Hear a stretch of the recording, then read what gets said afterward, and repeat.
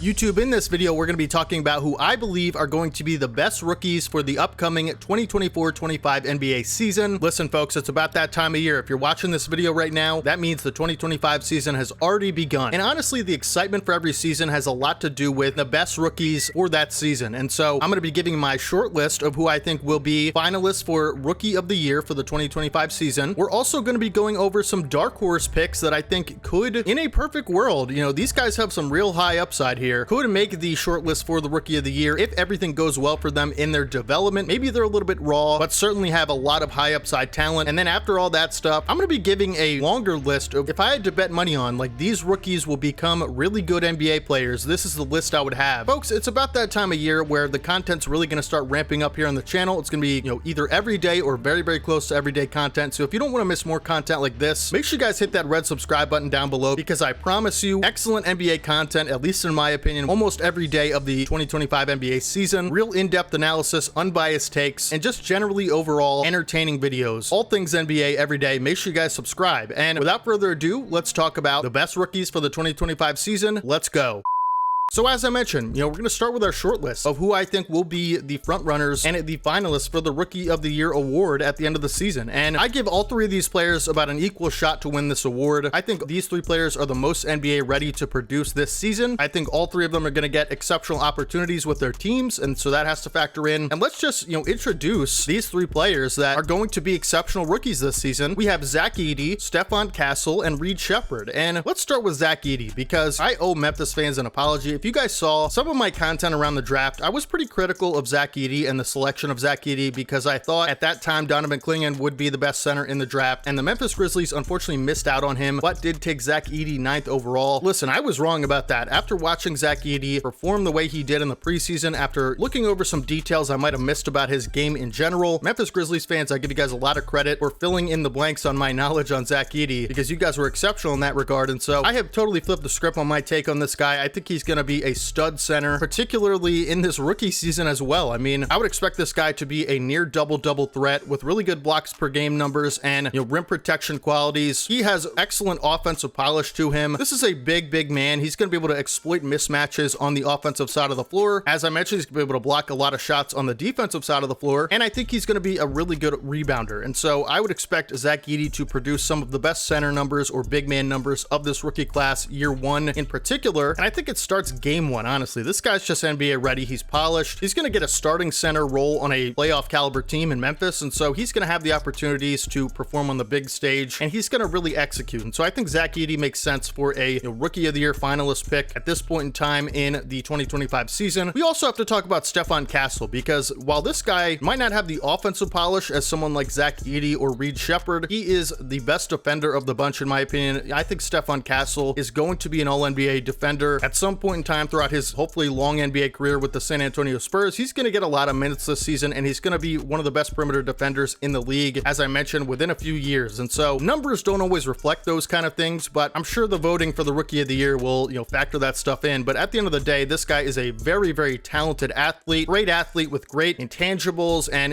he's going to make perimeter guards really struggle on the offensive side of the floor for them. And in his offensive game, I think he's a little bit better of a shooter than I thought he was coming out of the draft from UConn. And so I think there's a good chance we see Stephon Castle average, at least minimum double figures, low double figures this season in points. He's going to be a good playmaker, and he is going to be an excellent transition finisher and just finisher in general. This guy's going to be able to use his size and strength and skill set to be able to get to the rim, finish in traffic, poster dunks, Hall of Fame layup package. Like, this guy's just going to be special in that regard of the game. So I have to consider him for this Rookie of the Year finalist thing. He's going to have the opportunity. He's going to have all the skills on both ends of the floor to be able to make a big impact for the San Antonio Spurs, and he's going to put up good production on both ends. This is a no doubt Rookie of the Year finalist for me, in my opinion. And last but not least, we have Reed Sheppard for the Houston Rockets, 3rd overall pick in this draft. Listen, I don't think anybody, Rockets fan, Rockets hater, would question that Reed Sheppard is a special type of offensive talent coming out of the draft this season, and he has exceptional polish to his game already, as we're seeing throughout the preseason, summer league, right? He just looks like he's going to be able to put up production and make winning type of basketball efforts night to night offensively that you just rarely see from a rookie. I think he's going to be one of the more efficient rookies offensively in this entire class, and he's probably going to have some of the best production. You know, Reed Sheppard is likely going to get a lot of minutes this season off of the bench for Houston, who again are going to be another team that's going to win a lot of games, could be around play-in caliber for me, and Reed Sheppard's going to be a big part of that. He's going to score the ball in bunches. He's going to be able to shoot from the outside incredibly efficiently season one. He's going to make good playmaking reads and decisions, and I think he could be a good steals guy for this team as well, so he could have those numbers working to his benefit. But I think when you look at the efficiency he's going to produce this season on all three levels,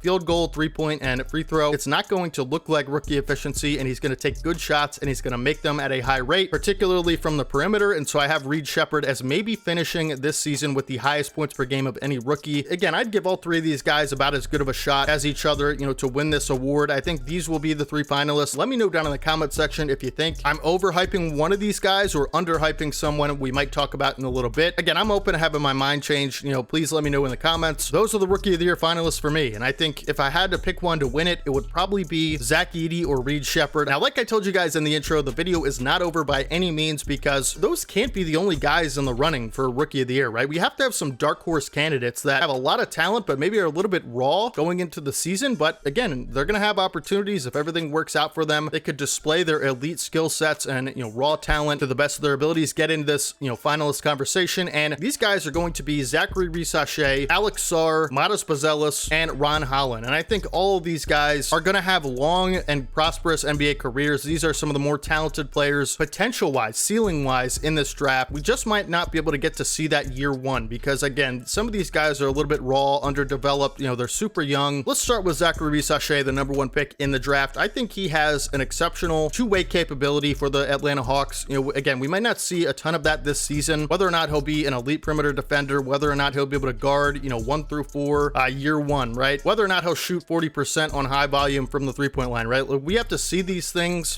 consistently, you know, in his bench role for the Hawks. Most likely he could be starting, we'll have to see. But either way you look at it, I think risacher, he just might not have the production to be in this finalist conversation. This doesn't mean I think these guys are unworthy of an award or that they're not going to be good NBA players. I think all these guys are going to be fantastic. I just think year one, the production might not be there. And Zaccharie risacher, again, we have to see some consistency on both ends. We have to see what kind of player, you know, the final product really looks like for the Hawks. We just might not get to see all of those things get put together this season, but I do think he will have a lot of catch and shoot opportunities that are wide open. I do think he'll have a lot of defensive advantages over some of the guys in the Rookie of the Year finalist category, maybe other than Stephon Castle. And I just think on both ends, he might be one of the best impact players. So if everything goes well for him, we see him really cash out on those catch and shoot opportunities. You know, maybe take a little bit of a leap in shot creation, right? Use that awesome feel for the game that he has to find some open teammates of his in the playmaking category, and maybe take on the best scoring option on the other team defensively night to night. We could see him in this mix for Rookie of the Year. Now, the second overall pick, Alex Sarr, who has some of the best defensive upside of any prospect we've seen in a long time. I think this guy is going to have an exceptional, you know, opportunity. He's going to be the starting power forward most likely for Washington. He's just another player with extremely high ceiling, you know, for his position, and I think he's super raw. And so we might not just see all of those results year one. We might not see all the elite production. You know, I'm not going to think this guy's going to be a double-double candidate with good playmaking and, you know, scoring production. The thing I think he will excel at year one is the blocks category. He's going to get a ton of blocks per game this season, using that length and athleticism to be able to block weak side shots as well as take on tough power forward matchups and, you know, swat some of those shots away. But we just have to see what his, you know, perimeter game looks like offensively, what his, you know, decision making looks like. Can he be able to read the game year one and put up good production based off of those things? We'll have to see again, but, you know, he's going to have a great career. I just don't know that we see him in this, you know, finalist conversation. Certainly a dark horse for Rookie of the Year, though, no question. You know, another guy, I think Matas Buzelis, who's going to have some minutes, you know, opportunity on a maybe subpar kind of Chicago Bulls team off of the bench. He's probably going to be the backup power forward. This guy is a talented transition finisher. I think he has a ton of upside on the defensive end of the floor as well, able to guard multiple positions. He has a good transition game to him. I think he's going to be an excellent finisher in this league. You know, can he shoot a consistent three ball? We'll have to see that. Can he make, you know, winning plays on the offensive side of the floor, good decisions, like I said, or will he have to work through some of those mistakes? We're just not sure about it. This is my, you know, one of my favorite prospects in the draft. I think Matas Buzelis is going to have an opportunity to play a lot of minutes, and he certainly has the talent to be able to produce on both ends, but will we see it as consistent as some of these other guys? I'm just not so sure, but certainly a dark horse candidate with all the two-way talent that he's going to possess for the Chicago Bulls. And then Ron Holland Holland II, another guy that's just super intriguing as a scorer. I think Ron Holland might have some of the highest upside of any, scorer in this draft. No question for the Pistons. How much of a role is he going to get game to game? This team has a lot of veterans at the position that he's going to play, which is likely the 3, right? Will he be able to get 20 minutes per night consistently? I'm not so sure yet. We'll have to see what the rotation looks like, but I think he is a, just pure natural type of scorer, and he's going to be able to do it at multiple levels, and I think he's a great athlete, good finisher. If he commits to the defensive end of the floor, he could be a nightmare there. He's got, all the tools, I think, and so he could be a sleeper for, points per game category. Like, he might be able to put up a lot of points in a hurry off of the bench for the Pistons, and he's going to have a long career in this league as a scorer. I think Ron Holland is a dark horse candidate for Rookie of the Year, and those are the dark horse candidates. Now, this part of the list is going to be a lot of fun for me. I'm going to be separating some of these guys into different categories. The first category is going to be, they're not going to have Rookie of the Year production. They might not have the opportunity, and they might not have as versatile of a skill set as some of these other guys, but I would,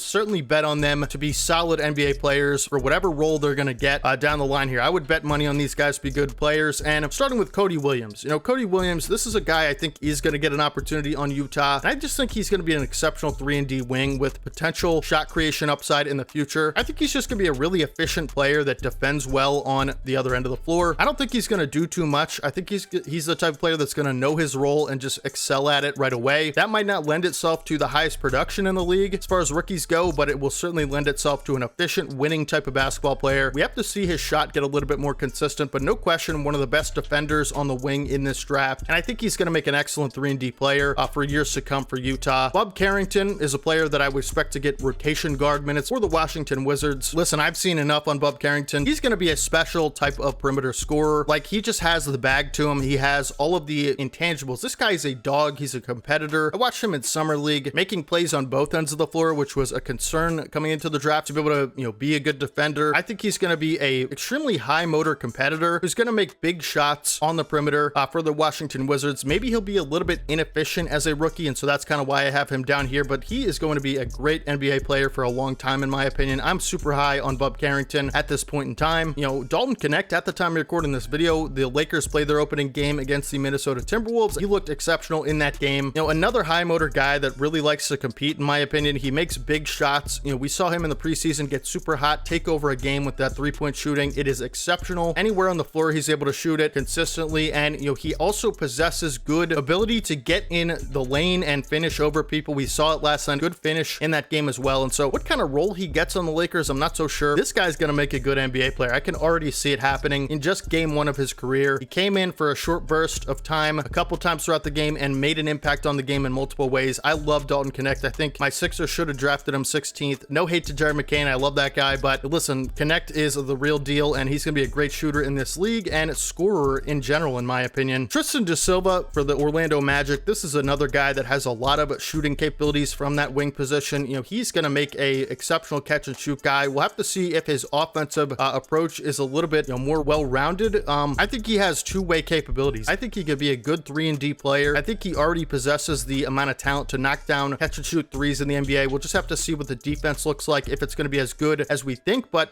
I'm not sure he's going to get the biggest role on this Magic team considering all of the depth they have. It is exceptional, their depth, and so we'll have to see what his role looks like, but he's going to be a good 3-and-D player in my opinion. AJ Johnson, another guy that's going to be able to score the basketball for the Milwaukee Bucks. This guy could be a shot creator that you look to, to kind of take that mantle from guys like Chris Middleton in a couple years, and so I think AJ Johnson's a guy to look out for in the next few years for the Milwaukee Bucks as a guy that just create for himself and just get you a bucket, right? Perimeter, interior, mid-range. I think he's got the bag, right? Ryan Dunn might be the best defender overall in this draft. Like, he has so much exceptional capabilities on the defensive end of the floor. Obviously, the question about him is going to be his 3-point shooting. Will he be able to knock down that corner 3 consistently? If he is, this guy is a high impact player this season for the Suns. I think he could get minutes for the Suns. I just don't know how many or what kind of role he's going to get toward playoff time. But if he can show early in the season that he can knock down a 3, I mean, this is one of the best defenders, most versatile, playmaking wise. And what I mean by defensive playmaking is steals, blocks, deflections. Like, he's just going to be so good at those things and be able to guard so many different types of matchups. This is an exceptional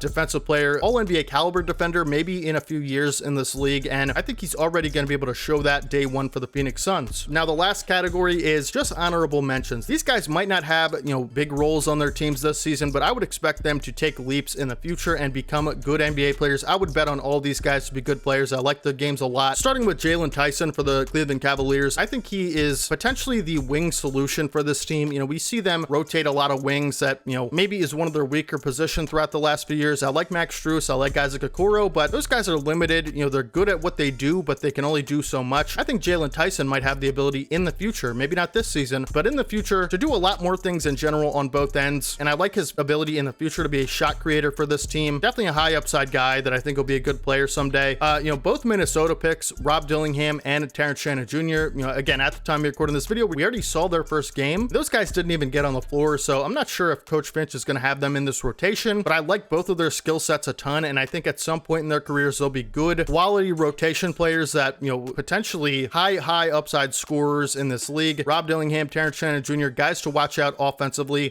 for in the future. Tajon Salon, this was the, I believe, 7th overall pick for the Charlotte Hornets. Look, you have some veteran talents there in Charlotte, so he might not get a lot of minutes this season, Tajon Salon, but he's going to be a good two-way player in this league once he develops into a more mature and complete player in the future. He's super young, super raw, needs some polish to his game, and honestly just needs more reps, right? Like, he needs to play more competitive basketball, in my opinion, but Salon has an intriguing skill set on both ends of the floor, will be definitely a, you know, high upside type of guy to watch out for in the future, make a good NBA player, in my opinion. Tyshawn George, another Washington Wizards rookie. We're seeing a pattern here. 3 first-round rookies on this list. I like George's ability. You know, he's a big guy at the forward position. I think he'll make a good two-way player and, you know, a good athlete as well. I like this guy's game. Khalil Ware, you know, I've heard different kinds of things from Heat fans and Heat media. Maybe we'll see Ware take a role this season. Maybe we won't. Maybe he'll, you know, sit on the bench and develop, and Kevin Love will be the backup 5. I'm just not sure. You know, if Khalil Ware's motor gets going, he is one of the more talented players in the draft overall. Like, he's going to be an exceptional, you know, defender, in my opinion, being able to defend multiple positions, just like the way the Miami Heat like it. He will be able to switch on to perimeter guys, just like Bam Adebayo, and block shots on the interior as well, rebound the ball exceptionally well, and space the floor as a three-point shooter. Khalil Ware has through-the-roof upside as a big in this league. We'll just have to see if he gets a role this season. I'm not so sure he will. 3 guys that are going to be injured for potentially the entire season. We know that 2 of them are. One of them being Nikola Topic for the OKC Thunder. He's not expected to play at all this season. Topic was the best pick-and-roll ball handler in this entire draft class, maybe the best playmaker in general. Topic has extremely high basketball IQ and upside. Coming over from Europe, you know, he unfortunately sustained a knee injury. He won't be playing this season for the Thunder, but I do like his game a ton. I think he's going to make a special type of playmaker at some point in his career. Devin Carter, you know, he might not be out for the entire season. He has a shoulder issue, I believe, for the Sacramento Kings, another lottery pick. He's a guard that's an absolute dog, you know, perimeter defender, point of attack guy. He's going to make an excellent NBA defender at some point in his career. Unfortunately, the Kings won't be able to use him this season because, you know, unfortunately, the Kings are going to need some defensive help, particularly on the perimeter, and Devin Carter would make a lot of use there. But, you know, I think this guy is going to be a special type of unique talent. And what I mean by that is, you know, Devin Carter could be one of the best guard rebounders in the league when he returns from injury. Again, I don't know if it's going to be this season or not, but he's going to be a great rebounder and a great defender. And I think he's going to have a good IQ to be able to, you know, play make as well on the offensive end of the floor. Love Devin Carter's game. And then Deron Holmes II, you know, he has an Achilles injury. He's going to be out the entire season for the Denver Nuggets. I think Deron Holmes II, he's going to be a good energizer off the bench as a backup 5 in this league. Like, I think he's going to be able to even maybe shoot the 3 a little bit, which is a big encouragement for the Nuggets. But he is an interior presence. He is a great athlete, good finisher, good rim protector. He's going to bring a lot of energy and intensity off of the bench for the Nuggets as a backup 5. Again, another thing, like, this team could really use that service this season. The Nuggets, they need a backup 5 like that, but unfortunately it's not going to be Holmes, but he will make a great backup 5 in this league, in my opinion, when he comes back next season. Another high upside big man I like in the future, maybe not this season, probably not at all, but in the future, I like this guy's skill set a ton. It's super raw and unpolished, but Oso Ighodaro for the Phoenix Suns, I believe he'll be their 3rd string 5 this season. But when we're talking about big men that can play make at a special level, this guy has it. He's got the playmaking thing that we're starting to see a little bit more of in this league after the Nikola Jokic thing. I'm not comparing him to Jokic. I'm just saying, go watch Oso Ighodaro's summer league highlights, and he has point guard type vision. I'm telling you, he could be a really special player that the Suns ended up taking towards the back end of the 2nd round as a center in the future. And then 2 centers, I think, you know, will be maybe a little bit buried on the roster, I think, this season, but both have similar games to them. They're going to be high energy impact athletes and pick and roll finishers and shot blockers on the defensive end. Both of them were 2nd round picks. Both of them will play in the Eastern Conference, and both of them will be potentially the 3rd string centers on their teams. And that is Ariel Hukporti and Adam Bona. Adam Bona for my Sixers, he's going to get a little bit more playing time, in my opinion. because we just see, Joel Embiid going to be out like half of the season. And so, Bona will certainly be the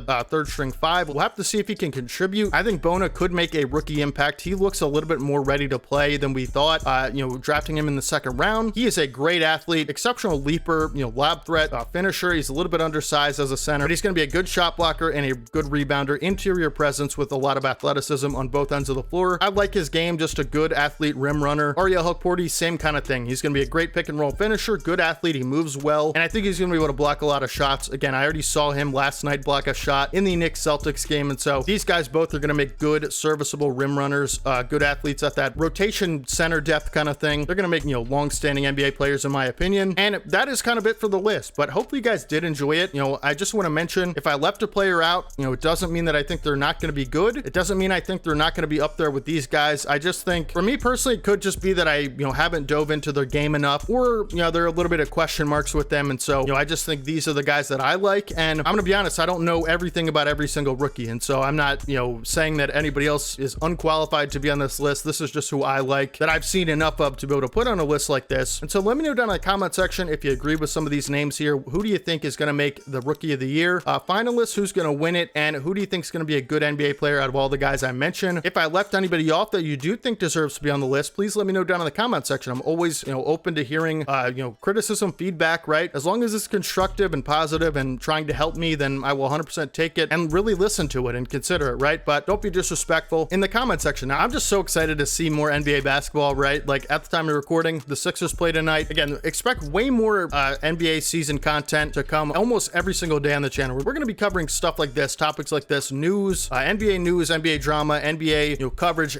all things NBA every day, right? So that's our slogan. Please subscribe if you guys don't want to miss any more of that. And if you guys are new, I know some of you guys are new watching this video, it would really mean a lot to me, man. Please leave a like if you guys haven't already. I'm going to shoot for 50 likes on this video. I think we can do it. Comment down below, what kind of video would you want to see next, that I haven't done already? Like, that kind of stuff really helps me. So if you have any ideas, please feel free to let me know down in the comment section. You can join the channel as a member now, so you get 4 unique emotes to put in the comment section, or emojis, or whatever you call them. I will follow you back on Twitter if you become a member. I will shout you out at the end of every video. So new members and returning members, I will shout them out at the end of the next video from when they become a member or return as a member, and I will reply to member comments first on the channel. So please become a member if you guys want to support the channel. That's one of the best things you can do. Other than that, stay tuned for more videos tomorrow and the next day, right? We're going to be uploading so much, and I don't want you guys to miss it. So hopefully you guys enjoyed the video. Make sure you guys have a great rest of your day today. Let me know down in the comment section, all that stuff. Like and subscribe, and I will see you guys tomorrow. This has been the best rookies for the 2025 season and in the future, right? And hopefully you guys have a fantastic rest of your day today. I will see you guys tomorrow. This is your boy D-Haven. As always, peace.